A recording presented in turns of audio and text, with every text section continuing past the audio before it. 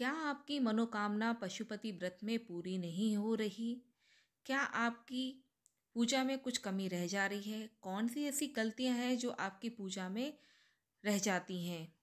बार-बार व्रत करने के बाद भी किन दोषों के कारण आपकी मनोकामना पूरी नहीं हो रही है? कौन-सी ऐसी गलतियाँ हैं जो हमसे जाने-अनजाने में हो जाती हैं? तो चलिए दोस्तों, आपको इस वीडियो में मैं बताने वाली हूँ। क्या आपसे भी ये गलतियाँ नहीं हो रही?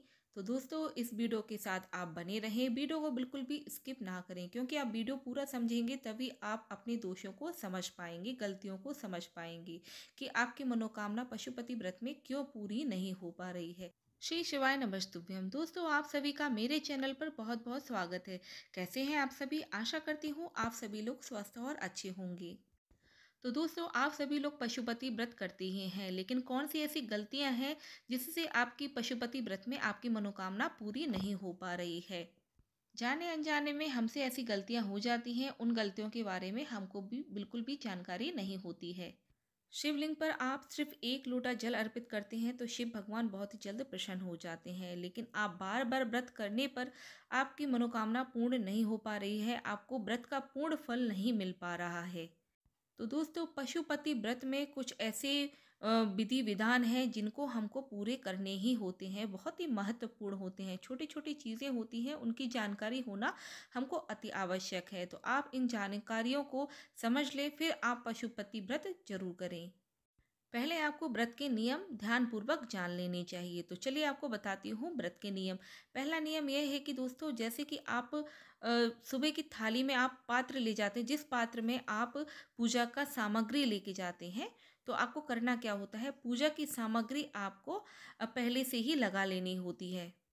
और जो फूल और फल आप लेके जाते हैं, बेलपत्री आप लेके जाते हैं सुबह की पूजा में, वो आपको बिल्कुल भी शाम को नहीं लेके जाना है। इस बात का आप ध्यान रखें, बासी फूल, बासी बेलपत्र को बिल्कुल भी नहीं लेके जाना है। नहीं तो आप फूल और जो बेलपत्र है उसी थाली में आप रहने दें और उसी थाली में आप शाम को पूजा कर लें। दोस्तों, ऐसा नहीं है, आपको सामग्री वही होना चाहिए, सिर्फ जो जल होता है वह आपको शाम को नया लेके जाना है, घर से ही जल लेके जाना है। इस बात का आप ध्यान रखें।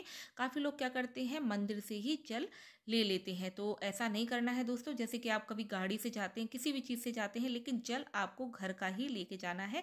आप चाहे तो किसी के स्टील के डब्बे में रख सकते हैं, कैन में रख सकते हैं, ढक्कन बंद करके आप लेके जा सकते हैं, फिर आप लोटे में भरकर जल अर्पित कर सकते हैं। देखिए, इस तरह से स्क्रीन पे आपको दिखाई दे रही हो कि छोटी सी कैन है, इसमें मैंने पंचामृत बना के रखा है। तो पंचामृत आपको सुबह अर्पित करना है। काफ़ी लोग क्या करते हैं, पंचामृत पूछते हैं, क्वेश्चन में कमेंट में मुझे पूछते हैं कि शाम को पंचामृत चढ़ा सकते हैं। तो दोस्तों देखिए, मैं आपको बता दूं, शाम को भी आप पंचामृत चढ़ा सकते हैं, लेकिन अगर आपके मंदिर में श्रृंगार नहीं है, मंदिर में जाने की मनाही नहीं है, शिवलिंग पर आप अच्छे से पूजा कर सकते हैं शाम को, तो आप पंचामृत ले जा सकते हैं। लेकिन शाम को कोई इतना ज़रूरी नहीं है, सुबह में पंचामृत का अभिषेक करना बहुत ही ज़रूरी माना जाता है। शाम को आप कच्चे दूध से अभिषेक कर सकते हैं, चाहे तो आप जल से भी कर सकते हैं, लेकिन शाम की पूजा में सिर्फ प्रसाद और दीपक का बहुत ज़्यादा महत्व है। देखिए, आपको विशेषकर याद रखना है, जो थाली आपने सुबह लगाई है उसी थाली उसी सामग्री से आपको पूजा करनी है शाम की। सिर्फ आपको दीपक नहीं बनाने हैं और आपको प्रसाद बनाना है, और आपको बेलपत्र फूल ताजे लेने हैं, जल आपको घर से कलश में भरकर लेके जाना है, धूप दीप आप नया ही आपको रखना है, थाली वही रखनी है, और आपको सही जगह पे आपको थाली रख देनी है, कोई गलत हाथ ना पड़े। तो इस तरह से आपको सामग्री सुबह की थाली में थोड़ी ज़्यादा ही लगानी है, ताकि शाम की पूजा हो सके। शाम को आप कपूर भी एक्स्ट्रा रख सकते हैं। अब देखिए दोस्तों, काफ़ी लोग क्या करते हैं, कलश लेके जाते हैं। तो कलश काहे का लेके जाएं? देखिए, सबसे सर्वश्रेष्ठ माना गया है तांबे का कलश। तो तांबे का कलश तो सभी के घर में होता ही है, नहीं है तो आप लेके आ जाइए। तांबे के कलश से आपको पूजा करना बहुत ही शुभ फलदायी होता है। तांबे के कलश से ही जल भरकर आपको लेके जाना है और शिवलिंग पर अर्पित करना है, और कभी भी आप पूजा करें तो मंत्रों का जाप करते हुए ही आपको पूजा करनी होती है। दूसरी गलती क्या होती है दोस्तों, काफ़ी लोग क्या करते हैं, जो दूध होता है या फिर पंचामृत होता है उसको भी तांबे के कलश में लेके चले जाते हैं। तो दोस्तों, भूल कर भी आपको ऐसा नहीं करना है, नहीं तो आपको भोले बाबा आपसे नाराज हो सकते हैं, आपके व्रत का पूर्ण फल आपको नहीं मिलेगा। तो सुबह की थाली में आप पंचामृत लेके जाएँ तो स्टील के बर्तन में, देखिए ये स्टील की कैन रखी हुई है, इसमें मैंने पंचामृत बना के रखा है। दूध, दही, घी, शहद, चीनी, गंगा जल मिलाकर पंचामृत बनता है। 5 चीज़ों से बनता है। इसका वीडियो मैंने अपने चैनल पे दिया है। पंचामृत कैसे बनाया जाता है आप चेकआउट कर सकते हैं। तो इस तरह से आपको स्टील के बर्तन में या चांदी के बर्तन में या फिर आप पीतल के बर्तन में पंचामृत या फिर दूध रख के लेके जाइए। भूल से भी तांबे के कलश में आपको दूध या पंचामृत नहीं रखना है, इस बात का आप विशेष ध्यान रखें। देखिए शाम की पूजा में आपको शमी पत्र, बेलपत्र, फूल ताजे ही रखने हैं और जो सुबह के चढ़ाए हुए हैं वो आपको उतने ही लेके जाएं जितने आपको चढ़ाने हैं। देखिए बेलपत्र आपको हमेशा याद रखना है, सोमवार वाले दिन बिल्कुल भी नहीं तोड़ना है, आप एक दिन पहले ही तोड़ लें। अगर आपको बेलपत्र नहीं मिलते हैं तो आप क्या कीजिएगा, एक दिन पहले ही मंदिर में जाइएगा, रविवार को आप जाइएगा मंदिर में जो चढ़े हुए बेलपत्र होते हैं आप उनको लेके आइएगा, धोकर रख लीजिएगा, फिर आप उनको यूज कर सकते हैं पूजा में। पशुपति व्रत में भी आप कोई भी चीज़ किसी से भी ना मांगे। अगर आपसे कोई त्रुटि हो गई है, कोई भी सामान छूट गया है थाली में, तो कोई बात नहीं, वैसे तो आप सभी चीज़ें लिख के रखिएगा और उसी सामग्री को आप लगा के रखिएगा। पाँचों सोमवार में आपकी जो सामग्री लिखी हुई है वो आपको याद आ जाएगी। तो सबसे बेहतर तरीका यही है दोस्तों। और अगर भूल चूक से भी कोई सामग्री रह जाती है तो आपको सामग्री किसी से भी मांगना नहीं है। नहीं तो काफ़ी लोग क्या करते हैं, बेलपत्र, फूल किसी से मांग लेते हैं, तो आपको मांगना किसी से नहीं है और किसी को देना भी नहीं है, इस बात का आप विशेष ध्यान रखिएगा। देखिए थाली में आपको सुबह क्या करना है, दीपक एक लेके जाना है। सुबह में दीपक आप आटे का बना लीजिए, एक दीपक लेके जाइएगा। काफ़ी लोगों के क्वेश्चन होते हैं कि दीपक हम मिट्टी का लेके जाएं या आटे का लेके जाएं, कौन से पुराने दीपक होने चाहिए कि नए दीपक होने चाहिए। तो दोस्तों मैं आपको बता दूं, सुबह की पूजा में आप चाहे मिट्टी का लेके जाएं चाहे तो आप आटे का दीपक लेके जाएं। सुबह आप एक दीपक गोलबाती का, शुद्ध देसी घी का, गाय का दीपक बना लीजिए। सुबह एक दीपक आपको पूजा के समय प्रज्वलित करना है और दीपक के नीचे हमेशा आपको फूल और अक्षत रखने होते हैं, खाली दीपक नहीं रखना होता है, क्योंकि जो दीपक का जो भी पूर्ण फल मिलता है हमको वो भूमि पर चला जाता है, तो इस तरह से आपको पूर्ण फल नहीं मिलता है। तो दीपक के नीचे कुछ ना कुछ जरूर रखिएगा। शाम को आपको 6 दीपक बनाने हैं। देखिए दोस्तों थाली में आपको दिख रहा होगा 6 दीपक बनाने हैं और वो भी मैंने आटे के बनाए हैं। अगर आप आटे के नहीं बना सकते तो आपको जो मिट्टी के दीपक लेने हैं बिल्कुल नए लेने हैं।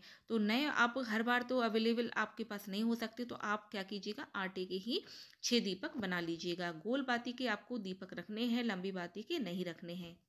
और जो दीपक है वो शुद्ध देसी गाय का होना चाहिए। अगर गाय का घी नहीं है तो आप जो तिल का तेल होता है उसका भी आप दीपक जला सकते हैं। तो देखिए घर से दीपक जला के नहीं जाना है, मंदिर में जलाने हैं, 5 दीपक जलाने हैं, 6वां दीपक आपको नहीं जलाना है। अब काफ़ी लोग क्या करते हैं, मंदिर में जाते हैं तो जो दीपक हैं 6 के 6 दीपक उतारते नहीं है, 5 दीपक उतारते हैं, एक दीपक थाली में रहने देते हैं। तो दोस्तों आपको ऐसा नहीं करना है।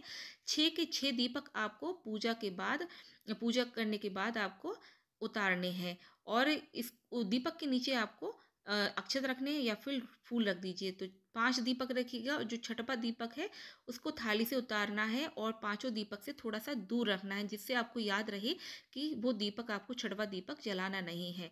तो 5 दीपक आपको जलाने हैं। पहला दीपक आप अपनी मनोकामना के साथ जलाइए, 5 दीपक जलाइए, 6वें दीपक को जलाना नहीं है। फिर आपको क्या करना है, प्रसाद। काफ़ी लोग क्या करते हैं दोस्तों, थाली में ही प्रसाद 3 हिस्से कर लेते हैं, तो ऐसा नहीं करना है। और काफ़ी लोग घर से ही 3 हिस्से करके जाते हैं, तो दोस्तों ऐसा नहीं करना है। आपको क्या करना है, एक कटोरी या डिस्पोजल कागज़ की प्लेट में आपको प्रसाद रख लेना है और प्रसाद आप उतना ही बनाएं जितना आपको 3 भाग हो सकें। ज़्यादा क्वांटिटी में मत बनाएं, क्योंकि प्रसाद किसी से भी शेयर नहीं करना है। काफ़ी लोग बच्चे लोगों को भी प्रसाद दे देते हैं, तो भूल से भी ये प्रसाद किसी से भी शेयर नहीं करना है, सिर्फ आपको खाना है और आपको उतना ही बनाना है। तो मंदिर में आप एक भाग लेके जाइए, थोड़ा सा कम ना ज़्यादा हो, इतना लेके जाइए। आप स्क्रीन पर देख सकते हैं, इसी हिसाब से आप लेके जाइए। मंदिर में बराबर से 3 भाग करने होते हैं, तीनों भागों को आपको उतारने होते हैं और उतारने के बाद आपको 3 हिस्से करने होते हैं। आप पहले भाग को उतारिए, 2 भाग कीजिएगा, यानी कि 3 भाग करने के बाद आपको तीसरा भाग उतारने के बाद आपको थाली में रखना होता है। उसके बाद आप दीपक को भी अपनी थाली में रख लीजिएगा। दोस्तों आप मंदिर में पूजा करते हैं तो आप पशुपति नाथ का नाम लेकर मन में स्मरण करते हुए, ध्यान करते हुए, उनकी छवि का ध्यान करते हुए आपको पूजा करनी चाहिए। काफ़ी लोग पशुपति व्रत को अलग अलग शिवालय में, यानी कि अलग अलग शिवलिंग की पूजा करते हैं, तो दोस्तों ऐसा नहीं करना है। आपको एक ही शिवालय में एक ही शिवलिंग की पूजा करनी होती है 5 सोमवार में। काफ़ी लोगों के क्वेश्चन आ रहे थे कि अगर आप 2 लोग व्यक्ति व्रत रख रहे हैं तो आप दोनों का प्रसाद साथ में बना सकते हैं। दोस्तों बिल्कुल भी ऐसा नहीं करना है। अगर 2 व्यक्ति एक घर में व्रत रख रहे हैं तो दोनों का प्रसाद अलग बनेगा, दोनों की थाली अलग लगेगी। तो इस तरह से अलग-अलग सामग्री लेकर जाइएगा। देखिए, मंदिर के बाद आप तुरंत मत आइएगा। पूजा करने के बाद मंदिर में आप थोड़ा-सा समय ज़रूर व्यतीत कीजिएगा, थोड़ा-सा मंत्रों का उच्चारण ज़रूर कीजिएगा, श्री शिवाय नमस्तुभ्यम का जाप ज़रूर कीजिएगा। देखिए, शाम के समय जब आप पूजा करने जाते हैं तो काफ़ी मंदिरों में श्रृंगार होता है, तो आपको क्या करना है, काफ़ी मंदिर के कपाट बंद हो गए होते हैं, तो आप कोई नहीं, टेंशन ना लीजिएगा। आप बाहर, मंदिर के बाहर चौखट पर ही आप दीपक जला सकते हैं, 5 दीपक जला दीजिएगा और प्रसाद के 3 भाग वहाँ पे आप कर सकते हैं। इस तरह से आप बाहर से ही पूजा कर लीजिएगा, आपको पूर्ण फल प्राप्त होगा। देखिए, काफ़ी लोग क्या है, पशुपति व्रत रखने लगते हैं, लेकिन दोस्तों काफ़ी लोग संकल्प नहीं लेते। तो आपको क्या करना है, जब भी आप पशुपति व्रत शुरू करें, 5 सोमवार का आप संकल्प जरूर लें। पशुपति नाम लेकर, पशुपति नाथ का आपको नाम लेना है, शिव का नाम लेना है और हाथ में थोड़ा सा जल लेकर आपको संकल्प लेना है कि मैं 5 पशुपति व्रत संकल्प पूरे करूंगी। मैं संकल्प ले रही हूँ, 5 पशुपति व्रत सच्ची श्रद्धा भाव से आपके पूरे करूंगी। आप मेरी सहायता करें व्रत को पूरा करने में। इस तरह से आपको संकल्प लेना होता है। चाहे तो आप मंदिर में ले सकते हैं। काफ़ी लोगों के क्वेश्चन होते हैं कि संकल्प कहाँ लें, घर पे लें या मंदिर में। दोस्तों, आप घर की पूजा करते हैं, घर में भी ले सकते हैं। मंदिर जाते हैं, सुबह की पूजा करते हैं, तो सुबह की पूजा में भी आप मंदिर में संकल्प ले सकते हैं। और दोस्तों, काफ़ी लोगों को पता नहीं है कि पूजा किस समय करना चाहिए। शाम को कभी भी आप 4 बजे पूजा करने चले जाते हैं, तो दोस्तों ऐसा नहीं है। पशुपति व्रत में प्रदोष काल का बड़ा महत्व है, तो शाम की पूजा में प्रदोष काल में ही आपको पूजा करनी होती है। तो जब आप सूर्य अस्त का समय होता है, यानी कि सूर्यास्त का जो समय होता है, उसके 45 मिनट्स पहले, 45 मिनट पहले और सूर्यास्त के 45 मिनट बाद तक का जो समय होता है वो प्रदोष काल का होता है। तो उस समय में ही आपको पशुपति व्रत की शाम की पूजा करनी होती है। और दोस्तों, विशेष आपको एक जानकारी देना चाहती हूँ, सोमवार के दिन यानी कि पशुपति व्रत रखते हैं या फिर सोमवार व्रत रखते हैं, तो सुबह की पूजा में आपको 7:30 से 9 बजे के बीच में नहीं करनी चाहिए, ना ही मंदिर जाना चाहिए, क्योंकि उस समय राहु काल चल रहा होता है। राहु काल में पूजा करने से उसका पूर्ण फल आपको नहीं प्राप्त होता है। तो राहु काल निकलने के बाद आप 9 बजे के बाद आप पूजा कर सकते हैं या फिर 7:30 बजे के पहले सुबह आप पूजा कर सकते हैं। काफ़ी लेडीज़ पूछती हैं कि अगर मेरा पीरियड आ जाता है तो मैं क्या करूँ? तो दोस्तों, पीरियड आ जाए तो उस व्रत को आपको रखना है, पूजा नहीं करनी है और उस व्रत को गिनना नहीं है। नेक्स्ट आप व्रत रखिएगा, यानी कि जब आप पूजा करते हैं तभी आपका व्रत को मान्यता प्राप्त होगी, उस व्रत को गिना जाएगा। और जो आपका पीरियड का व्रत है उसको आपको रखना है और आपको उस व्रत को गिनना नहीं है। इस बात का आप ध्यान जरूर रखें। और दोस्तों, काफ़ी लोग क्या करते हैं, जो छठवां दीपक होता है वो घर के अंदर आ जाते हैं और छठवां दीपक जलाना भूल जाते हैं। तो दोस्तों, आपको ऐसा नहीं करना है। अगर आप जला देते हैं या भूल जाते हैं तो उस व्रत को मान्य नहीं माना जाएगा। जो नियम है उसी हिसाब से आपको करने होते हैं। तो आपको दरवाजे पर राइट हैंड के साइड में, जैसे ही आप एंटर करते हैं, राइट हैंड साइड में आपको स्वास्तिक बना के थोड़े अक्षर डाल के आपको दीपक अपनी मनोकामना के साथ, पशुपति व्रत का ध्यान करते हुए आपको जलाना होता है अपनी मनोकामना के साथ में। तो दोस्तों, मैंने जो भी नियम बताए हैं, अगर आप इनको ध्यान में रखते हुए पूजा करेंगे तो आपकी मनोकामना जल्द से जल्द पूरी होगी और भोले बाबा आप पर जरूर प्रसन्न होंगे। तो इन नियमों को ध्यान से समझ लीजिएगा, फिर आप व्रत जरूर रखिएगा। इस वीडियो को सभी तक शेयर जरूर कीजिएगा, ये जानकारी सभी लोगों तक पहुंच सके। वीडियो पसंद आए तो वीडियो को लाइक कीजिए, शेयर कीजिएगा, मेरे चैनल को सब्सक्राइब जरूर कीजिएगा, बेल आइकन पर प्रेस कीजिए ताकि मेरी सभी नई वीडियो आपके नोटिफिकेशन में पहुंच सके। तो मिलते हैं एक नए वीडियो के साथ। नमस्कार दोस्तों, श्री शिवाय नमस्तुभ्यम। कमेंट